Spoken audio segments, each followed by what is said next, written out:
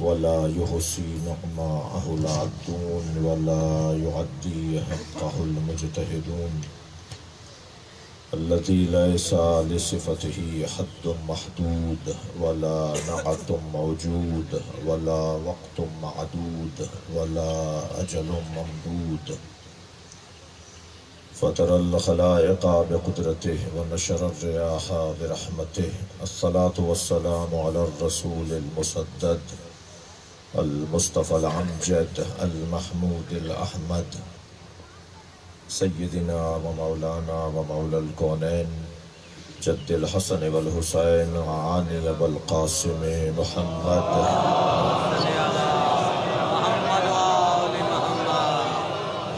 وآله الطيبين الطاهرين المعصومين الذين أذهب الله عنهم الرجس وطهرهم تطهيرا اللهم صل على محمد وآل لعنة محمد الله على أعدائهم أجمعين من يوم عداوتهم إلى قيام يوم الدين أما بعد قال الحكيم في قرآن الكريم بسم الله الرحمن الرحيم رب هب لي حكما والحقني بالصالحين واجعلني لسان صدق في الآخرين واجعل لي من ورثة جنة النعيم صلوات اللهم صل على محمد وآل محمد التماس ہے ایک سورہ فاتحہ 3 مرتبہ سورہ اخلاص مرحوم مغفور سید مشتاق علی شاہ ابن سید غلام شبیر شاہ رحم اللہ من قرأ الفاتحہ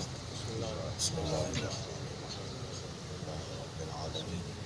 الرحمن الرحمن الرحیم إياك نعبد وإياك نستعين اهدنا الصراط المستقيم صراط الذين أنعمت عليهم غير المغضوب عليهم ولا الضالين بسم الله الرحمن الرحيم قل هو الله أحد الله الصمد لم يلد ولم يولد ولم يكن له كفوا أحد بسم الله الرحمن الرحيم قل هو الله أحد الله الصمد لم يلد ولم يولد ولم يكن له كفوا أحد بسم الله الرحمن الرحيم قل هو الله أحد الله الصمد لم يلد ولم يولد ولم يكن له كفوا أحد اللهم صل على محمد وعلى محمد مغفرت کے لیے بلندتر صلوات کریں اللهم صل على محمد وآل محمد سورہ مبارکہ شعراء کی 82, 83 اور 84 نمبروں پر موجود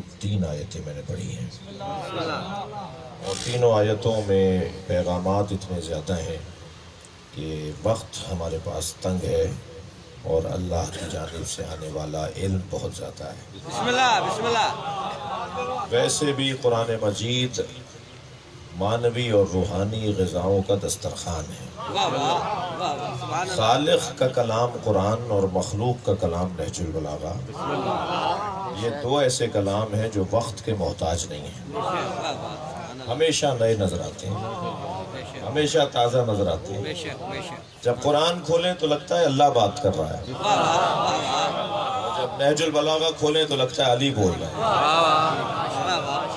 ہے مسلسل یہ دونوں کلام یعنی وہ قرآن اللہ کا کلام اور یہ نہج البلاغہ قرآن کی تفسیر نہج البلاغہ برابر اللہ کے کلام کے برابر نہیں ہے سنی عالم دین کا بڑا حسین جملہ ہے فرماتے ہیں کہ فوقا کلام البشر و تحتا کلام الخالق علی کا کلام خالق کے کلام کے نیچے ہے بشر کے کلام سے اوپر ہے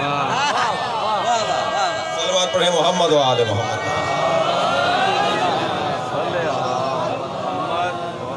دنیا میں کوئی بشر نہیں ہے جو علی جیسا بول کے دکھائے اور علی جب بولتے ہیں تو اللہ کے کلام کی تفسیر بن جاتی ہے یہ جو اچھا یہ صرف دعویٰ نہیں ہے یہ صرف میری تقریر نہیں ہے کوئی زور دے کر بات کر کے منوانا مطلب نہیں ہے کوئی چیخ کے چلا کر جملے بنا کر اور لفاظی کر کے یہ بات منوانا مطلب نہیں ہے حقیقت یہی ہے میں جہاں ایک طالب علم ہوں وہاں اس طالب علم کا تقاضا ہے کہ دنیا کی یونیورسٹیز کا دورہ اور قریب سے دیکھنے کا شوق بھی ہے آسٹریلیا میں گیا تو ایک بہت بڑی لائبریری کا بھی دورہ کرنے کا اس کو وزٹ کرنے کی ہمیں شوق کا اظہار تھا شوق کیا اس کا اظہار کیا तो हमें ले गए उस लाइब्रेरी के अंदर, बड़े बड़े हॉल, और हर हॉल में कह लीजिए कि सैकड़ों अलमारियां, और सैकड़ों अलमारियों में हजारों किताबें, शायद कोई 4-5 लाख की तादाद में किताबें उस लाइब्रेरी में थी। बड़े बड़े हॉल किताबों की, लाइब्रेरियों के, और शेल्फ लगे हुए हैं। तो उनमें जो एक मुश्तरका एक हॉल था जिससे फिर बड़े बड़े कमरे खुल रहे थे, उस मुश्तरका जगह पर शीशे के बॉक्स में एक खुली हुई किताब रखी थी। तो पहले तो मेरे जहन में ये आया कि शायद इस लाइब्रेरी में सबसे मोतबर किताब यही है। अच्छा, गैर मुस्लिमों की लाइब्रेरी है तो ये तो मेरे जहन में आया नहीं कि कुरान होगा। कुरान मान लेते तो फिर झगड़ा ही क्या रहता है। तो मेरे जहन में ये आया कि कोई ऐसी किताब होगी जो इस लाइब्रेरी में सबसे बड़ी किताब है, उसे इन्होंने बॉक्स में रखा हुआ है।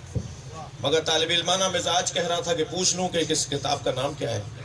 तो वो गैर मुस्लिम थे, मसीही थे, उस किताब को खोल के शीशे के बॉक्स में रखे हुए थे। जब मैंने पूछा तो बताया अली का कलाम नहजुल बलागा।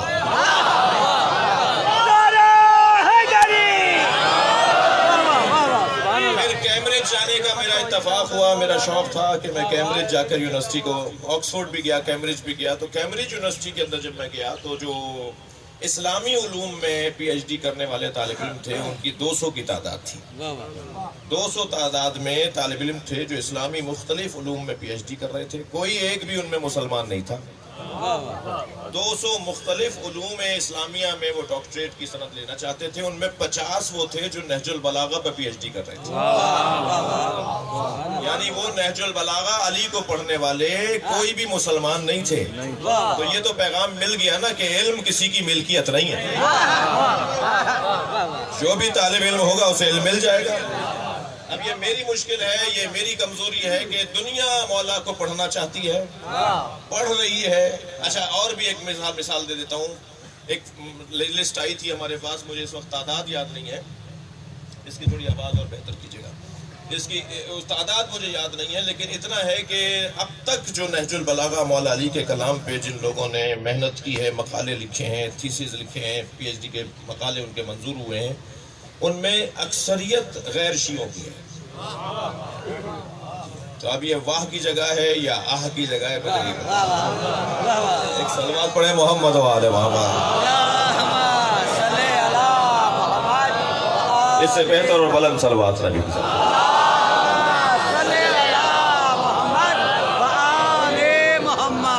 बहस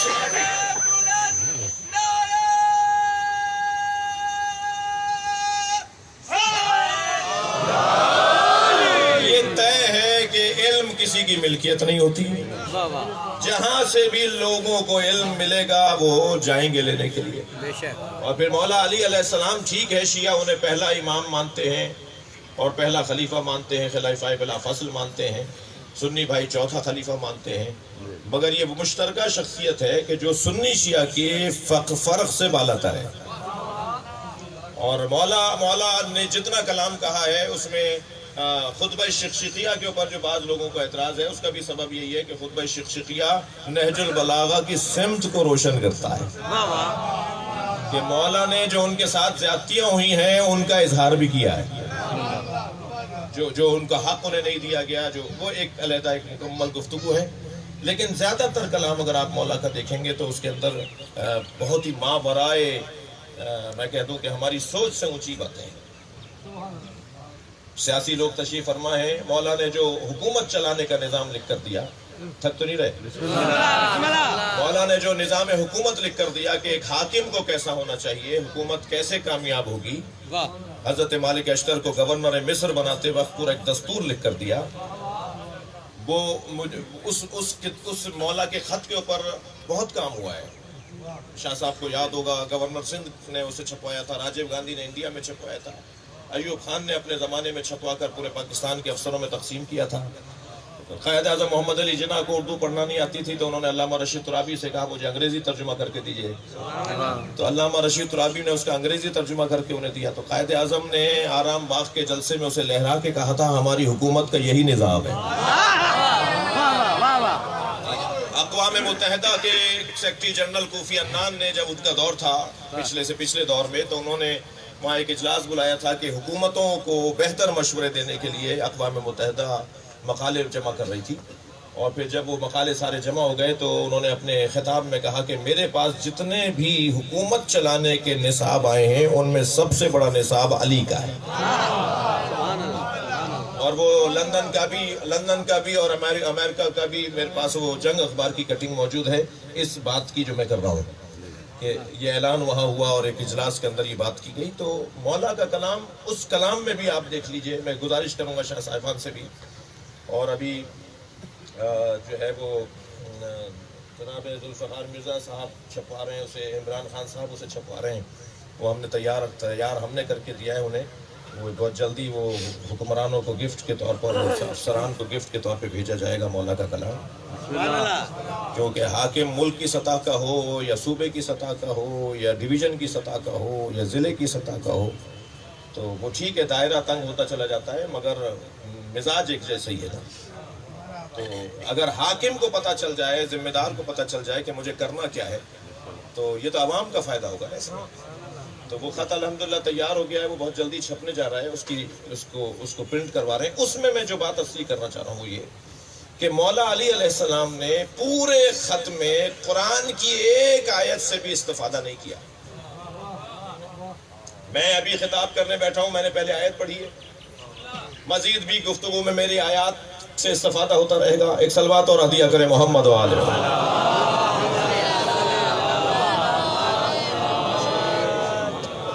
ایک اور صلوات نبی کی ذات پہ.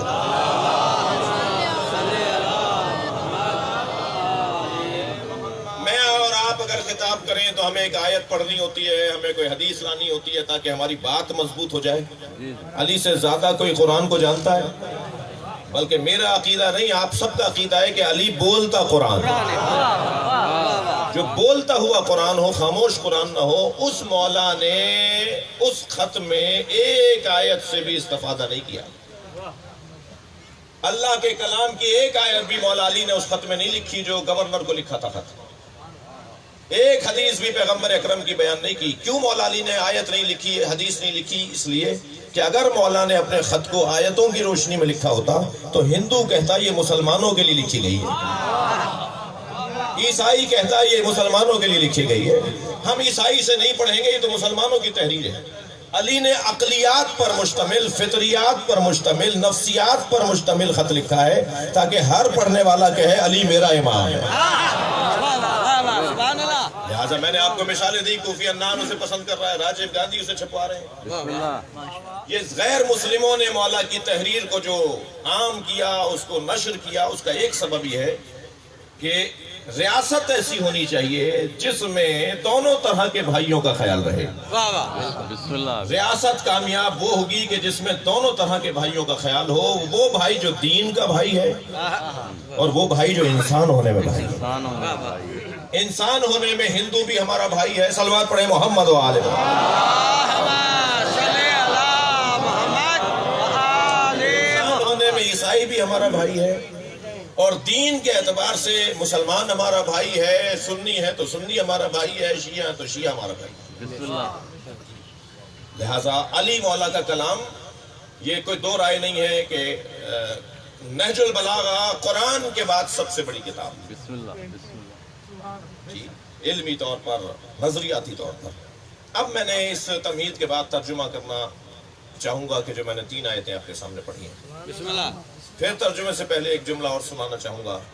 حضرت ابراہیم کی یہ 3 دعائیں ہیں جو میں نے آپ کے سامنے تلاوت کی ہیں, جو قرآن سورہ مبارکہ سجدہ کے اندر, سورہ مبارکہ شعراء کے اندر ہیں.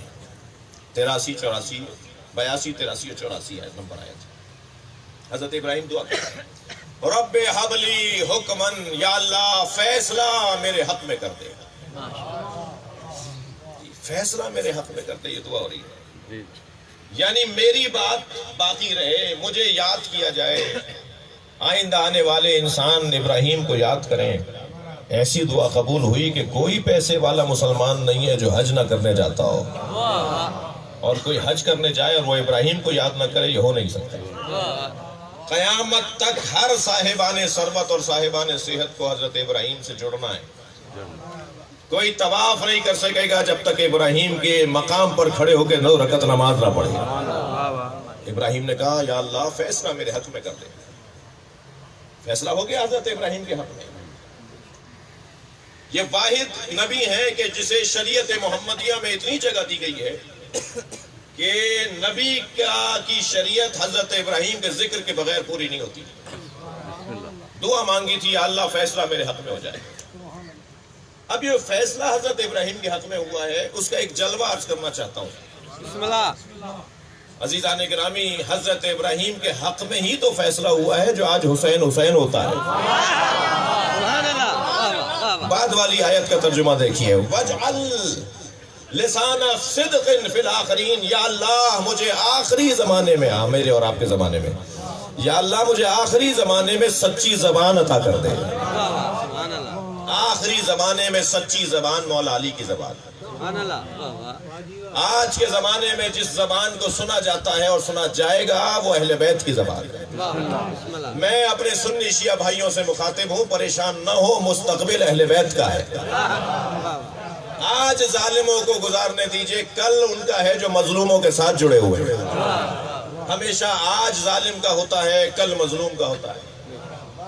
اور جیسے جیسے شعور بشر بڑھتا چلا جائے گا، اہل بیت سے پیار بڑھتا چلا جائے گا. بسم اللہ. بسم اللہ. اور میں مجلس ہنگورجا اور سندھ میں پڑھ رہا ہوں کہ جہاں کا سنی بھی مولائی ہے، یہاں کا ہندو بھی عالی مدد بولتا ہے. بے شک. لہذا ہمیں یہ تو مشکل ہے ہی نہیں کہ علی والوں میں بات کر رہے تھے، یہاں سب علی والے ہیں. یہ حسن ہے اس خطے کا، اور بڑے بڑے لوگوں نے، بڑے بڑے ملکوں نے پیسے بھیجے، مگر سندھ میں ان کے پیسے ضائع گئے. یہاں علم نہیں اتروا پائے، واہ واہ. یہاں مجلسیں بند نہیں کروا پائے، اس لیے کہ مجلس اور علم صرف شیعوں کا نہیں ہے. یہاں پر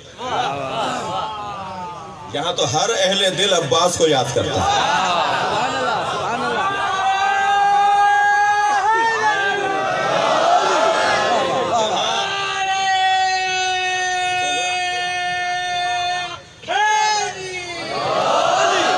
یہاں ہر اہل دل مولا عباس کا علم لگاتا ہے. بے شک. بے شک. لہذا ایک نہیں ہے، میں 85 مثالیں تو میں اپنے آنکھوں سے دیکھ چکا ہوں کہ یہ ضروری نہیں ہے کہ علم لگانے والا شیعہ ہوگا. ضروری نہیں. انسان کو بیدار تو ہو لینے دو، ہر قوم پکارے گی ہمارے ہیں حسین. اب اس میں فرق یہ ہے کہ کچھ ہیں جو پہلے بیدار ہو رہے ہیں، کچھ وہ اٹھانے پر بیدار ہو رہے ہیں. بے شک. لیکن بہرحال بیداری کا سفر جاری ہے. کیا کہا حضرت ابراہیم نے؟ تسلی دیجئے، تھک نہیں رہے آپ. بسم اللہ. بسم اللہ. بسم اللہ. سب بسم اللہ بھی نہیں بول رہے، کیا کروں؟ بسم اللہ. بسم اللہ. کیا مانگا حضرت ابراہیم نے؟ یا اللہ آخری زمانے میں مجھے سچی زبان عطا فرما. یہ جو زمانہ ہے نا، آخری زمانہ، اس زمانے میں حضرت ابراہیم کی سچی زبان، حضرت ابراہیم کی اولاد اہل بیت. پھر فرمایا وَوَجْعَلْ مِنْ وَرَثَةِ جَنَّةِ النَّعِيمِ، اور مجھے جنت کے وارثوں میں قرار دے. جنت کی وراثت میرے ہاتھ میں ہو. عجیب حسن ہے عزیزان گرامی. علی دنیا میں چوتھے نمبر پر ہیں اور آخرت میں پہلے نمبر پر ہیں. سبحان اللہ. سبحان اللہ. واہ واہ. سبحان اگر مجھے آخرت میں ماننا ہی علی کو ہے، سرکار نے فرمایا علی جنت میں جب جا رہے ہوں گے اور محشر سے ہم گزر رہے ہوں گے تو میدان قیامت میں علی میرے آگے آگے چلیں گے. تو اصحاب میں سے ایک صحابی محترم نے آواز دی، یا رسول اللہ افضل تو آپ ہیں، علی آپ کے آگے کیسے چلیں گے؟ فرمایا تم نے میرا یہ قول نہیں سنا، علی صاحب لوائی، علی میرا علمدار ہے، اور علمدار ہمیشہ آگے چلتا ہے، لشکر پیچھے چلتا ہے.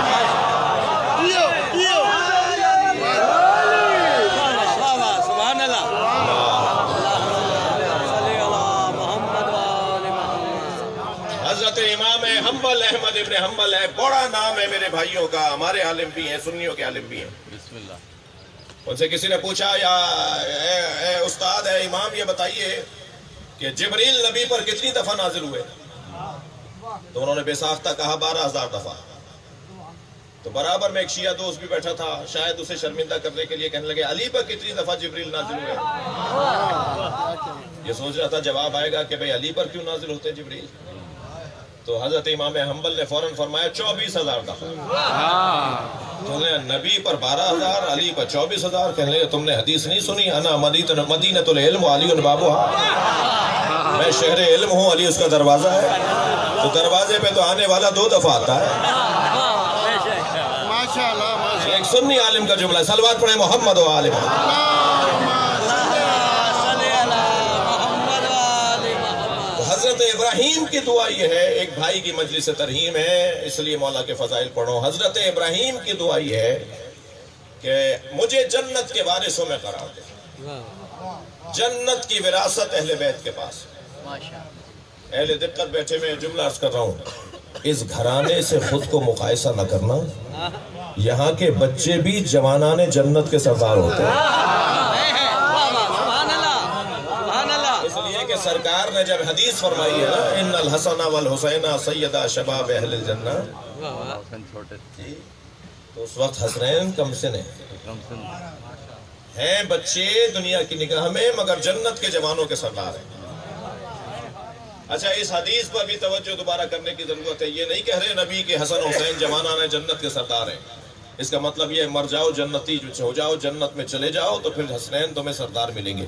नबी ने फरमाया इन्नल हसन वल हुसैना सैयदा शबाब अहलिल जन्ना, हसन हुसैन जवाना ने अहले जन्नत के सरदार हैं। और अहले जन्नत होने के लिए मरना जरूरी नहीं है। मैं आज अहले जन्नत बन जाऊं, हसनैन हमारे सरदार हैं। जन्नत इनके हाथ में। अल्लाह आपको मज़ारात की ज़ियारत का शरफ अता फरमाए। ये खानवादा जिनकी खिदमत में मैं हाजिर हुआ हूँ ताज़ियत के लिए, ये भी दरगाहों से जुड़े हुए लोग हैं।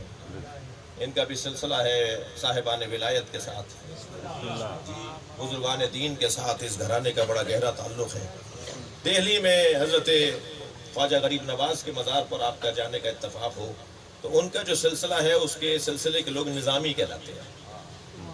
ख्वाजा निज़ामुद्दीन सानी कहते हैं, तवज्जो चाहूँगा, कि करबला के मैदान में इमाम हुसैन ने, जहन में रहे कि हज़रत इब्राहीम ने दुआ मांगी है कि जन्नत मुझे वारिस बना जन्नत का, तो हज़रत इब्राहीम की दुआ की कबूलियत देखिए। फरमाते हैं कि करबला के मैदान में हज़रत हुसैन ने जो खुतबे दिए हैं उन सारे खुतबों में एक हदीस को बार बार तकरार किया है। यानी हुसैन ने इस हदीस को बार बार ज़बान पर दोहराकर मजमे को सुनाया है। और वो हदीस ये है कि क्या तुमने मेरे नाना की हदीस नहीं सुनी कि मैं जन्नत का वारिस हूँ, जन्नत मेरे हाथ में। फिर मजमे से कहते थे अगर जन्नत मेरे हाथ में है तो कल तुम्हें मर कर जन्नत की ख्वाहिश होगी तो मेरे खून से अपने हाथों को रंगीन न करो, आखिर तुम्हें मेरे सामने ही आना होगा। करबला के मैदान में यजीदी लश्कर से खिताब करते हुए बार बार ये हजरत ने दोहराया ताकि शायद किसी को हिदायत हो जाए। ये 3 दुआएं थी हजरत इब्राहीम की, आपकी तवज्जुहात का शुक्रगुजार हूँ। ये 3 दुआएं थी हजरत इब्राहीम की। एक तो हुक्म मेरे हक में कर दे, फैसला मेरे हक में कर दे। दूसरा, मुझे आखिरी जमाने में सच्ची जबान दे दे। और तीसरा ये कि जन्नत का वारिस मुझे बता दे। अल्लाह ने तीनों दुआएं हजरत इब्राहीम की कबूल की हैं, इसलिए कि सरकार दो जहां ने फरमाया अना दावतो अबी इब्राहीम, मैं मुस्तफ़ा अपने जद इब्राहीम की दुआ का नतीजा हूं। फैसला हजरत इब्राहीम के हक में हुआ है इसलिए कि हर जगह मोहम्मद मुस्तफ़ा का जिक्र है। और यकीन जाने, अकीदा रखें कुरान की इस आयत के ऊपर जो सूरह मुबारक अन-निसा की 159वीं आयत है, जिसमें परवरदिगार आलम इरशाद फरमाए इन मिन अहलिल किताबे इल्ला लितुमिनन्ना बिही क़ब्ल मौतिही व यौमिल क़यामा यकूनु अलैहिम शहीदा। कोई ईसाई जिंदा नहीं रहेगा, कोई यहूदी जिंदा नहीं रहेगा मगर मुस्तफ़ा का कलमा पढ़ेगा। अच्छा, तो बहुत बड़ी तादाद में मर रहे हैं बगैर कलमा पढ़े हुए। फिर ये कुरान की आयत क्या कह रही है? कुरान ये कह रहा है कि कोई ईसाई कलमा पढ़े बगैर मरेगा नहीं, कोई यहूदी कलमा पढ़े बगैर मरेगा नहीं। हज्जाज इब्न यूसुफ ने अपने सारे जनरलों को बुला के कहा सारे यहूदियों की गर्दनें उड़ा दो, सारे ईसाइयों के सर उतार दो, इसलिए कि कुरान कह रहा है कि ये मरेंगे नहीं मगर ये कि मुसलमान होकर मरेंगे। तो ये तो मुसलमान हो नहीं रहे, जब नहीं हो रहे तो इन्हें मार दो। तो कुर्सी पे बैठा हुआ एक दरबार में इसका एक वजीर कहने लगा जान की अमान हो तो कुछ कहूं। कहो, कहा अभी हजरत ईसा कहाँ आए हैं जो इनको मार रहे हो? कहने लगा क्या मतलब है? कहा इस आयत का आखिरी हिस्सा देखो, यकूनु अलैहिम शहीदा, एक कोई होगा जो इनके ईमान पर गवाह बनेगा। क्या मतलब? कहा जब मेहदी आएंगे तो ईसा आकर गवाही देंगे, ये सारे मुसलमान हो जाएंगे।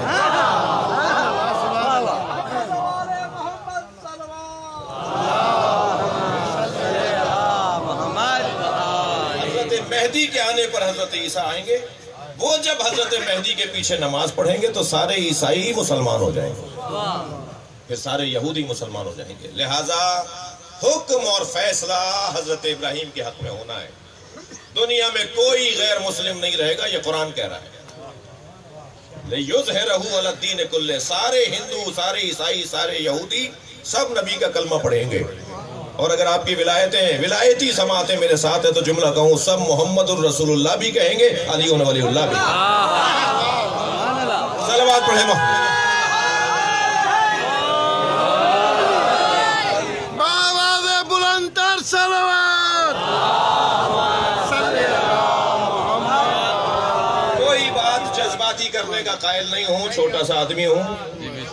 جنت کے دروازے 8 ہیں اور 8 دروازوں پر یہی کلمہ لکھا ہوا ہے، لا الہ الا اللہ محمد الرسول اللہ علی ولی اللہ۔ علامہ الجوینی اہل سنت کے عالم دین الفرائض السمتین کے اندر یہ روایت لکھتے ہیں کہ جب مومن جنت کے دروازے پر پہنچے گا تو جنت کے دروازوں پر یہ 3 نام لکھے ہوئے ہوں گے۔ ایک مولانا مجھ سے کہنے لگے آپ نے کلمہ بڑھا دیا، میں نے کہا نہیں مولانا آپ نے گھٹا دیا، ہم نے علی ولی اللہ تک کلمہ پڑھ کے بڑھایا نہیں ہے، آپ کم کر دیتے ہیں، اس لیے کہ جنت کے دروازے پہ تو یہی کلمے نظر آئیں گے۔ سنی شیعہ نے لکھا ہے، اگر آمادہ ہے تو سن لیں۔ میرے اور آپ کے دروازے پر گھنٹی بیل لگی ہوئی ہے، جب وہ بجاتا ہے کوئی تو کئی طرح طرح کی آوازیں آتی ہیں، آپ کے ہاتھ میں بھی ہوتا ہے بیل کی آواز بدل دیں۔ جنت کے دروازے پہ جو کنڈی لٹکی ہوئی ہے جب وہ بجتی ہے تو آواز آتی ہے علی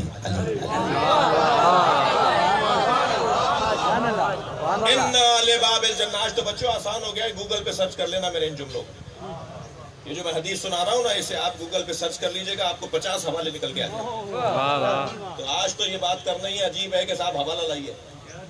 آپ ایک جملہ کوئی عربی کا مجھ سے پکڑ لیجئے، اس کو جا کے گوگل پہ سرچ کر لیجئے، آپ کو 50 حوالے مل جائیں گے کہ حدیث کہاں لکھی ہوئی ہے۔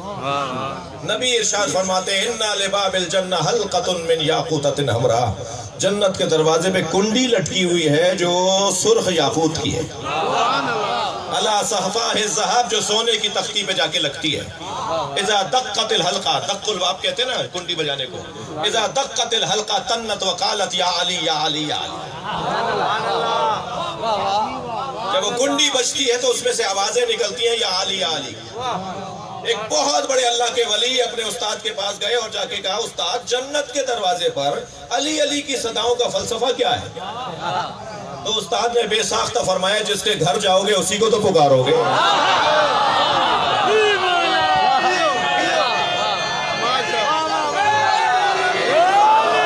صلوات پڑھیں محمد و آل محمد۔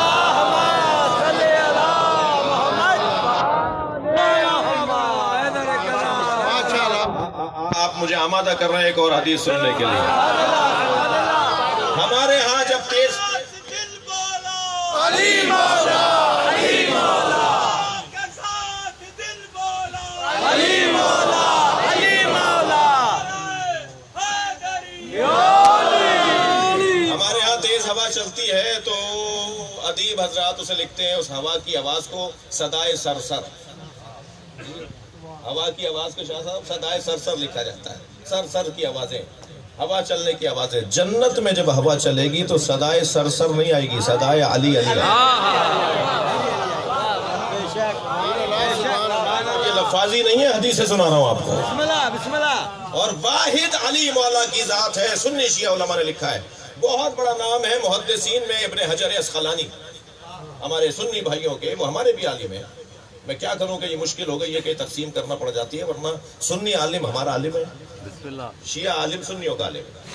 عالم عالم ہوتا ہے، اگر عالم ہی گھٹن کا شکار ہو تو عالم کہاں ہے؟ اگر عالم ہی تنگ نظر ہو تو پھر وہ عالم کہاں ہے؟ تو ابن حجر اسقلانی کہتے ہیں کہ ما ورد فی احد من الصحابہ کما ورد فی حق علی بن ابی طالب، نبی کی ساری حدیثوں کو ترازو کے ایک پلڑے میں رکھو جو سرکار نے سارے صحابہ کے لیے کہی ہیں، اور ایک علی کے بارے میں جو نبی نے فرمایا ہے وہ ترازو کے دوسرے پلڑے میں رکھو۔ سارے صحابہ کے بارے میں جو کچھ کہا ہے ان کا وزن کم ہے، علی کے بارے میں جو کچھ کہا ہے اس کا وزن زیادہ ہے۔ میں تو ایک جملہ کہہ کر آگے بڑھ جاؤں، زیادہ آپ کو زحمت نہ دوں، کہ سرکار نے ساری زندگی دو ہی پیغام پہنچائے۔ 63 برس کی نبوی زندگی میں میرے نبی مولا نے صرف دو پیغام پہنچائے ہیں، یا اللہ سمجھایا یا علی سمجھایا۔ یا توحید پروردگار سمجھائی یا علی کی ولایت سمجھائی۔ حضرت ابراہیم دعا مانگ رہے ہیں، یا اللہ فیصلہ میرے حق میں کر دے۔ غور فرمائیں کہ کیوں سب سے زیادہ گفتگو اور سب سے زیادہ حق حضرت اہل بیت کا ہے، حضرات اہل بیت کا ہے۔ یہ کیوں زیادہ حسین حسین ہو رہا ہے، کیوں زیادہ علی علی ہو رہا ہے؟ یہ آپ کر رہے ہیں، میں کر رہا ہوں، میری ضرورت ہے، میری مجال ہے، یہ اللہ کروا رہا ہے۔ یہ ابراہیم کی دعا پوری ہو رہی ہے۔ انہوں نے کہا تھا فیصلہ میرے حق میں ہو، فیصلہ اب ابراہیم علیہ السلام کی حق میں ہے۔ میرے مولا نبی نے جب حسین مولا کو گود میں لیا شعبان کی 3 تاریخ کو، جیسے ہی گود میں دیا گیا تو حضرت عاتقہ نامی ایک بیوی دوڑتی ہوئی آئیں، اور بیوی نے بچے کو لینے کی کوشش کی اور لیتے ہوئے فرمایا میں اسے نہلا کر لے آؤں، ابھی تو ولادت ہوئی ہے۔ بچہ جب دنیا میں آتا ہے تو اسے نہلا کر دھلا کر پانی سے نکال کر پھر کپڑے پہنا کر گودوں میں دیا جاتا ہے، تو اس سے پہلے لا کے نبی کی گود میں دے دیا گیا تھا۔ جیسے ہی آمد ہوئی ہے فوراً نبی کو دے دیا، تو حضرت عاتقہ دوڑتی ہوئی آئیں اور لینے لگیں کہ میں اسے نہلا کر لے آؤں، تو نبی نے ایسے سینے سے لگا کے فرمایا جسے اللہ نے نہلا کر بھیجا ہو۔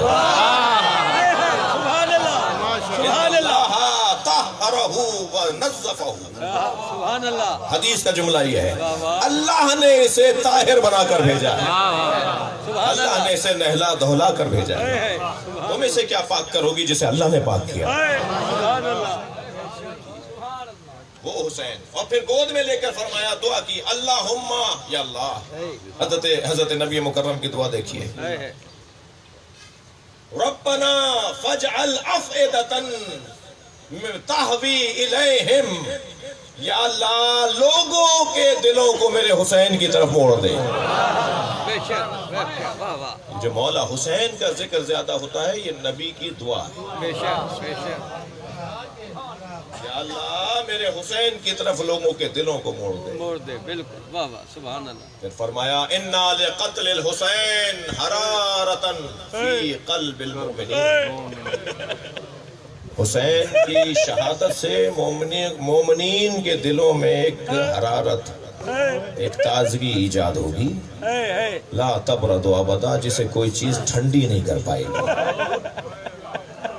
ہم اتنی مدت کے بعد بھی جو مولا کا ذکر کر رہے ہیں نا، یہ نبی نے فرمایا ہے کہ یہ ذکر ختم نہیں ہوگا۔ طریقے مختلف ہو سکتے ہیں، سلیقے مختلف ہو سکتے ہیں، مگر کوئی بھی نہیں ملے گا کہ جو حسین کو یاد نہ کرتا ہوں۔ واہ بھائی واہ، شاہ صاحب مرحوم و مغفور کی مجلس برسی میں ہم بیٹھے ہیں، ہم اپنے عزیزوں، اپنے دوستوں، اپنے بھائیوں کو تعزیت اور پرسہ دینے آئے ہیں جی، ان سے دعائے مغفرت کرنے آئے ہیں، مگر اس دعائے مغفرت کا یہ ڈھنگ کیوں ہے؟ اس کا ایک سبب یہ ہے کہ ہم اپنے غم کو غم حسین میں ضم کرنا چاہتے ہیں۔ ہمارا تو کوئی غم سکون پا جاتا ہے۔ بے شک بے شک، مولا رضا نے فرمایا یا ابن شبیب، اگر غم دنیا تمہیں گھیرنے لگے، پریشانیاں تمہارے گرد حلقہ بنانے لگے، تو خبردار دنیا کی خاطر رونا نہیں، میرے جد پہ رو لینا۔ جب تم میرے جد حسین پہ رو گے تو تمہاری پریشانیاں دور ہونا شروع ہو گی۔ لہذا ہمارا تو مزاج یہ ہے، ہم خاندانی اعتبار سے یہ مزاج لے کر چلتے ہیں کہ جب پریشانیاں بڑھنے لگتی ہیں تو دل کرتا ہے کربلا کو یاد کریں، سبحان اللہ، مجلس کو ڈھونڈ رہے ہوتے واہ ہیں، واہ، سبحان اللہ، فلاں جگہ منظور سولنگی پڑھ رہے ہیں، مسائل بہت اچھا پڑھتے ہیں، چلو وہاں چل کے کچھ رو کے آتے ہیں، فلاں جگہ فلاں ذاکر اور عالم پڑھ رہا ہے، چلو کچھ دیر امام حسین کو یاد کر لیں۔ تسلی رکھیے گا، ہمارے سارے اعمال ہمارے قرآن و حدیث کے مطابق ہیں۔ جتنی دیر آپ اس فرش پر بیٹھے ہوتے ہیں اتنی دیر آپ فرشتوں کے ساتھ بیٹھے ہوتے ہیں۔ روایت کہتی ہے جب ذکر حسین کی مجلس باہر رہ جانے والے فرشتے کہتے ہیں تمہارے اندر سے وہ خوشبو آ رہی ہے جو یہاں بھی نہیں ہے، وہ کہتے ہیں کہ ہم حسین کی مجلس سے واپس آ رہے ہیں. واپس آ رہے ہیں. واہ واہ وہ کہتے ہیں ہمیں بھی لے چلو تاکہ یہ خوشبو ہمیں بھی مل جائے. واہ واہ. تو فرشتے کہتے ہیں مجلس ختم ہو گئی، انہم متفرقون، یہ اپنے گھروں کو چلے گئے. تو وہ رہ جانے والے فرشتے کہتے ہیں ہمیں اس زمین پر لے جا کے بٹھا دو جہاں حسین پر رونے والے بیٹھے تھے. اجرکم اللہ، اجرکم اللہ. آپ کی آوازیں بلند ہیں، مجھے زیادہ دیر آپ کو زحمت نہیں دینی. میرے بھائی نوحہ خوانی کے لیے آ چکے ہیں. عزادارو کسی الجھن کا شکار نہیں ہونا چاہیے. سیدھی سی بات ہے، سیدھی سی بات ہے کہ حسین کی شہادت سے پہلے نبی روئے ہیں. جناب زہرا فرماتی ہیں میں نے حسین کو جب گود میں دیا تو ہاتھوں کو کھول کے دیکھ رہے تھے، سینے کو کھول کے دیکھا، سینے کا بوسہ لیا، پیشانی کا بوسہ لیا اور رونے لگے. تو میں نے کہا بابا کیا میرے بچے میں کوئی عیب ہے؟ میرے بچے میں کوئی عیب ہے؟ فرمایا فاطمہ تمہارے بچے میں کوئی عیب نہیں ہے، اس میں تو حسن اتنا ہے. مجھے ابھی جبریل نے آ کے بتایا اس سینے پہ گھوڑے دوڑیں گے. مجھے ابھی جبریل نے آ کے بتایا ہے ان لبوں پہ چھڑی ماری جائے گی. میں اس کی پیشانی کا بوسہ اس لیے لے رہا ہوں کہ اس پیشانی پہ پتھر مارا جائے گا. اجرکم اللہ. آپ کی آوازیں بلند ہیں. عزادارو کربلا کا میدان ہے. مولا حسین عصر عاشور اپنا جہاد پیش کر رہے ہیں. 6 مہینے پر سفر سے گیا ہوا ایک مسافر عبداللہ ابن عفیف ازدی جب کوفے میں داخل ہوا تو کوفے کے بازار بند تھے، دکانیں بند تھیں، کوئی چہل پہل نہیں تھی. سوچنے لگا یہ کوفے والے کہاں چلے گئے. سوچتا گھر میں داخل ہوا تو بیٹی نے استقبال کیا. تو بیٹی سے کہنے لگا بیٹی یہ بتاؤ کوفے والے کہاں چلے گئے؟ کیا کوئی تعاون آ گیا، کوئی مرض آ گیا؟ کہا نہیں بابا، کچھ فاصلے پر ایک میدان ہے جسے کرب و بلا کہتے ہیں، وہاں ایک باغی نے خروج کیا ہے اور حاکم وقت کا اعلان یہ ہے کہ اگر اس باغی کو مارنے کے لیے کوئی نہ گیا تو اسے گرفتار کر کے سزا دی جائے. بابا آپ جلدی جائیے کربلا میں باغی کو مارنے کے لیے لشکر میں شامل ہو جائیے. عبداللہ کہتا ہے میں نے کہا اس کا نام کیا ہے؟ کا نام نہیں بتایا گیا ہے. لوگوں کو زبردستی لے جایا جا رہا ہے، سزا ملے گی اگر باغی کو کوئی نہیں مارنے جائے گا. عبداللہ کہتا ہے مجھے کچھ سمجھ میں نہیں آیا مگر جان مجھے عزیز تھی. میں نے گھوڑا پھر تیار کیا، بیٹھ کر جانے لگا تو بیٹی رخصت کرتے ہوئے کہنے لگی بابا آپ جنگ پر جا رہے ہیں اور جنگوں میں مال غنیمت ملتا ہے. مال غنیمت میں اگر یمنی پتھر مل جائے تو میرے لیے ضرور لیتے آئیے گا. میں گلے کا ہار بنانا چاہتی ہوں، میں زیور بنانا چاہتی ہوں.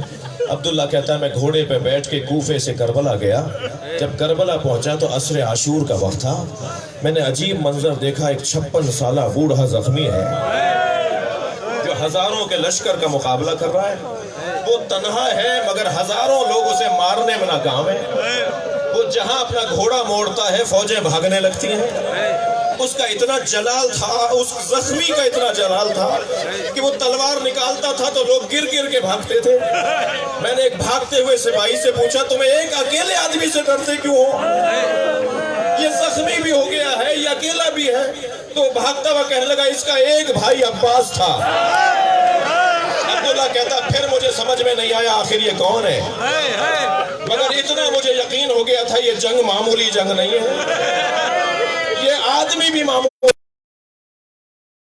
سوچا کہ کچھ کروں کہ قریب جا کر اس پر حملہ کروں، اس کا سر اتار دوں تاکہ جنگ ٹھنڈی پڑ جائے. عبداللہ کہتا ہے میں نے تلوار نکال کر چھپتے ہوئے کمین گاہوں سے ہوتے ہوئے اس کے گھوڑے کے پشت پر چند ذراع کے فاصلے پہ نزدیک آ کے کھڑا ہوا اور میں نے ارادہ کیا کہ گھوڑے کو جست لگاؤں، گھوڑے کو ایک جست دوں، گھوڑا ٹاپ لگا کے آگے جائے اور میں تلوار سے ان کا سر اتار دوں. ابھی میں نے سوچا تھا کہ انہوں نے مڑ کر دیکھا اور کہا عبداللہ قریب آؤ.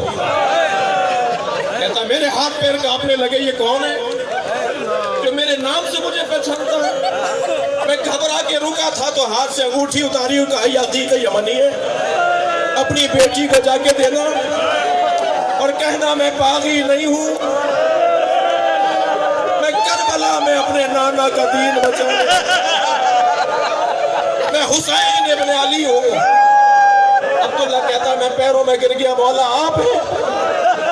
تلوار نکال کے حسین کا دفاع کرنے لگا تو آواز آئی عبداللہ تلوار واپس رکھو، عبداللہ واپس کوفے چلے جاؤ. کہ مولا آپ کو اس حالت میں تنہا کیسے چھوڑ کے چلا جاؤں؟ کہ عبداللہ کچھ دن بعد میری زینب آئے گی، اسے کچھ چادریں لا کے دے دینا، میری بہنیں کربلا سے کوفہ